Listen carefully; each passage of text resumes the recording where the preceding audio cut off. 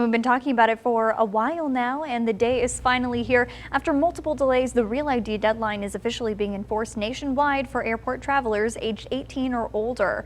Jake Reno joins us live in the studio tonight. So Jake, what should people expect? Well, Alexandra, if you already have a Real ID like over 80% of travelers do, then it's pretty much just going to be business as usual when going through TSA screening. However, if you don't have a Real ID or another form of accepted ID and you are looking to fly, you can still get through the checkpoint for now, but the process will look a little different.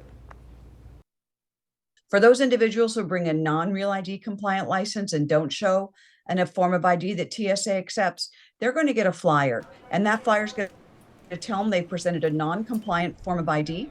It's going to make them eligible potentially for additional screening, and they will go through the process. People are going to be encouraged to scan that flyer so they know what to bring next time. Other forms of identification besides a Real ID that you can bring include a passport, military ID, trusted traveler card, and more.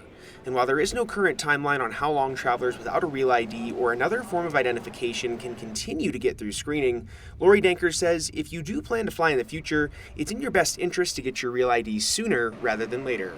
You want your travels to be quick and efficient without delays, without additional screening. Get a Real ID compliant state issued credential or bring that other type of ID that TSA accepts. Danker says TSA strategically picked a Wednesday to launch the Real ID enforcement as it is the slowest day of the week for most airports, and so far, she says things are off to a good start.